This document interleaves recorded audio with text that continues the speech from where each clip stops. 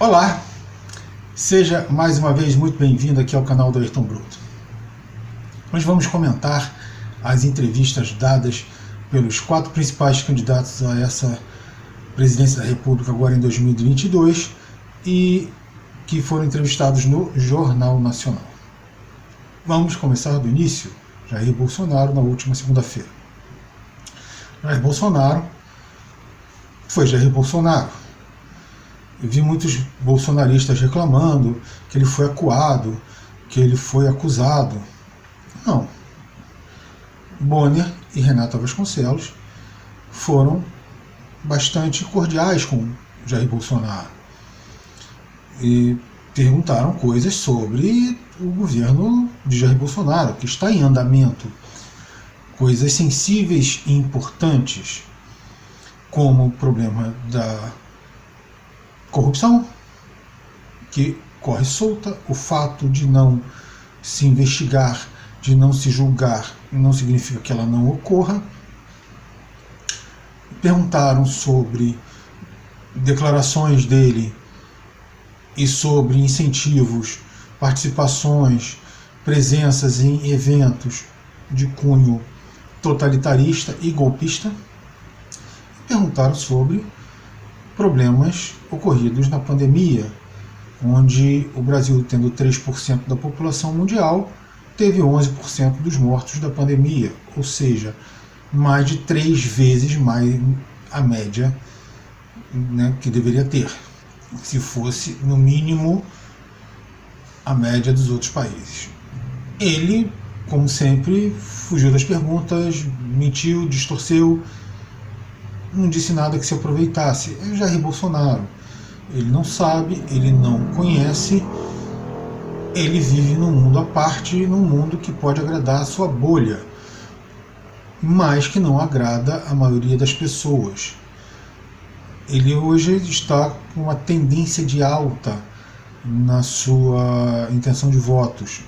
Mas para mim essa tendência de alta é muito mais por um recrudescimento ao antipetismo, devido a um monte de bobagens que os próprios petistas e principalmente seu candidato vem dizendo e fazendo, do que a uma capacidade, a uma qualidade de Jair Bolsonaro. As pessoas ainda veem Jair Bolsonaro como o único capaz de se opor ao petismo. Isso não é verdade, mas é o que acontece. Terça-feira, Ciro Gomes foi beneficiado porque André Janones desistiu de sua candidatura e ele foi adiantado de quarta para terça. Por que ele foi beneficiado? Simples, muito simples. Ele foi beneficiado porque ele estaria concorrendo com uma partida de futebol e isso não ocorreu. Então ele pôde fazer a sua apresentação, a sua entrevista, e foi a melhor das 4. Tá, eu votarei em Ciro Gomes, mas a questão não é essa. A questão é porque ele disse o que quer fazer, disse como vai fazer, de onde vem o dinheiro, disse qual é a intenção dele inteira, né, descreveu em linhas muito gerais seu projeto, que, veja bem, já está sofrendo alterações. O projeto original dele era transformar o Brasil em Espanha, uma Espanha que é mais avançado um pouco do que o Portugal em 30 anos. Ele já diminuiu essa meta. Por quê? Porque a coisa está se reduzindo, está piorando no Brasil e no mundo. Então essa meta fica mais difícil de ser alcançada. Então ele diminuiu o alvo que ele tem. E aí eu vi muitas críticas a Ciro. Mais uma vez dizendo que ele fala muitos números, que ele fala palavras muito difíceis. Bom, eu não acho isso. Claro, eu não sou todo mundo. Talvez pessoas com menos escolaridade tenham um pouco mais de dificuldade. Mas eu acho que a crítica maior a Ciro Gomes não é essa. A crítica maior a Ciro Gomes que fizeram é que ele não apresentou seu projeto todo. Aí eu vou dizer o seguinte: era uma entrevista, não era um comício, e o tempo era limitado. Então ele teve que seguir mais ou menos um roteiro traçado pelos entrevistadores. Se ele se pergunta sobre o jogo de futebol, você não consegue responder sobre a teoria da relatividade de Einstein, a não ser que você faça um malabarismo muito grande. E isso aconteceu com Ciro.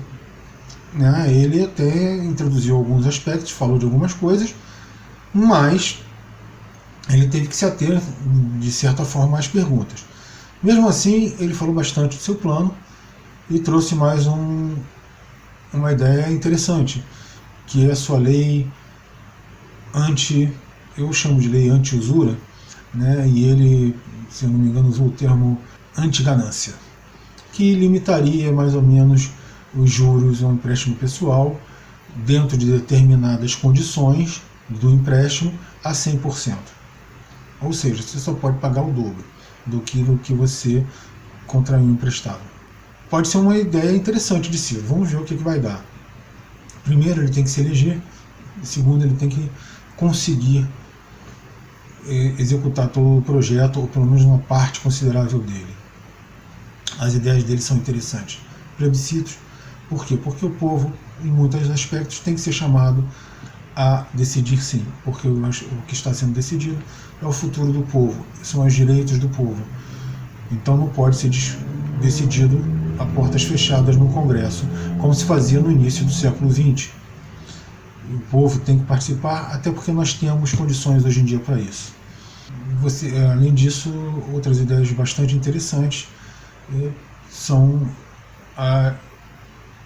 já descritas em várias outras entrevistas, né? Inclusive algumas aqui eu já coloquei lá no blog dos Mercantes e aqui no próprio canal eu já falei bastante sobre isso também. Para mim, a melhor entrevista. A terceira entrevista foi do ex-presidente Lula. Lula também foi Lula.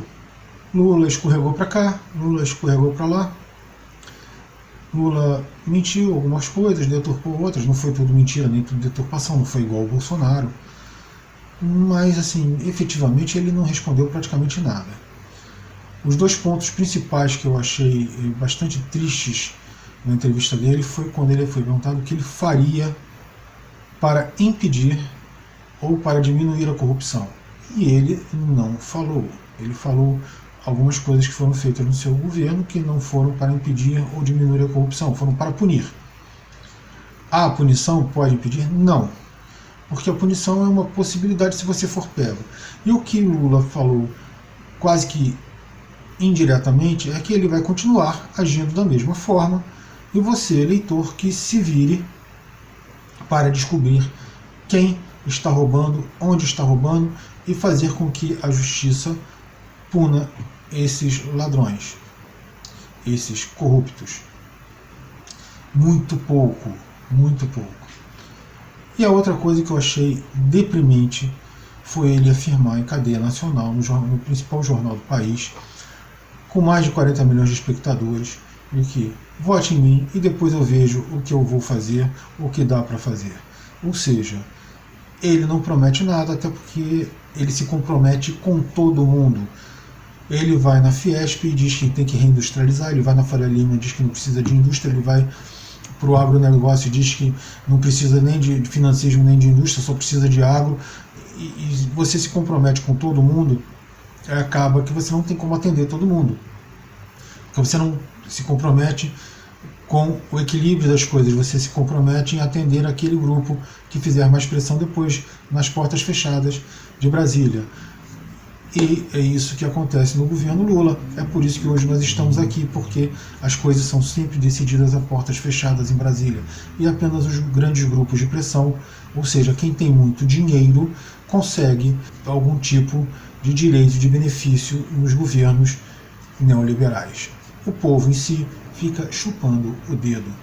Mas se você acha que esse é o cara que vai resolver os problemas do país, ou pelo menos dar uma direção para isso, esteja à vontade. Por último, na sexta-feira, Simone Tebet. Simone Tebet passou uma parte considerável da sua entrevista se apresentando. E era óbvio. Ela é desconhecida, apesar de senadora, teve uma certa notoriedade durante a pandemia, na CPI da Covid, e foi inclusive isso que a credenciou a pleitear essa vaga de candidata à presidência da República. Mas Simone Tebet escorrega em alguns problemas. Alguns eu já andei comentando tanto aqui quanto no blog dos mercantes. Ela tem uma visão de economia muito início dos anos 2000, tal qual Lula. Hoje em dia você não pode estar pensando em indústria apenas como com incentivo por incentivo.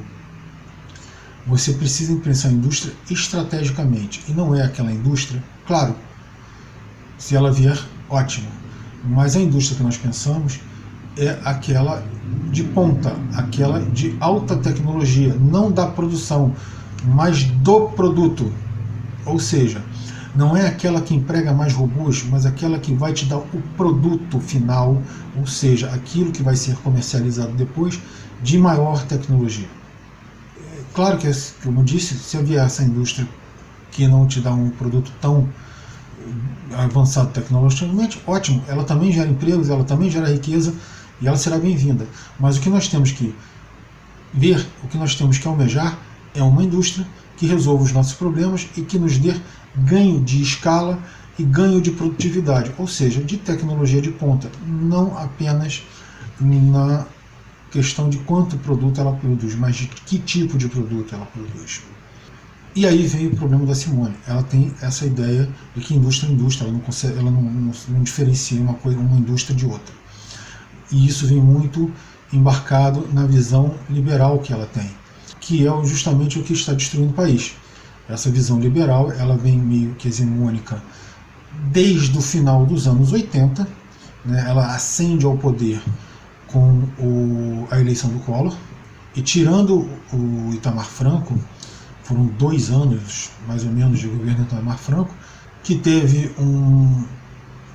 uma visão um pouco mais progressista, mais limitada, até pelo curto governo e pela ideia de progressista um pouco atrasada, mas tirando esse pequeno período curto, o Brasil foi vivendo de choques liberais ou neoliberais, e ele foi piorando as condições do seu povo ano a ano, com raras exceções, oásis no meio da destruição, que eram os picos de commodities.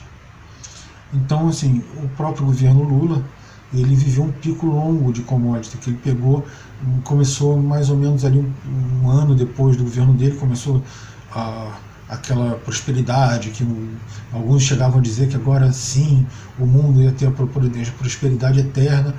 Foi eterna até 2008, quando veio o boom da quebra dos derivativos nos Estados Unidos e uma catástrofe econômica mundial. O Brasil ainda tinha algum resquício que conseguiu escapar disso, mas não conseguiu o prolongamento dessa confusão mundial, e desagou tudo nos governos Dilma, e depois disso, com outros choques liberais, o Brasil patina sem sair do lugar. Não à toa que nós temos um crescimento, se você fizer uma comparação do crescimento do PIB com o crescimento da população, nós estamos decrescendo, a verdade é essa. O PIB em si cresce muito pouquinho nos últimos 10 anos, muito pouquinho. Então, essa visão liberal da Simone Tebet nunca resolveu nada no Brasil e nunca resolveu nada no mundo. Na verdade, todos os países que abraçam essas visões liberais na economia, eles acabam entrando em recessão e não demora muito. É o que está acontecendo com o Brasil. É isso aí, pessoal. Valeu pela sua presença aqui. Até o próximo vídeo.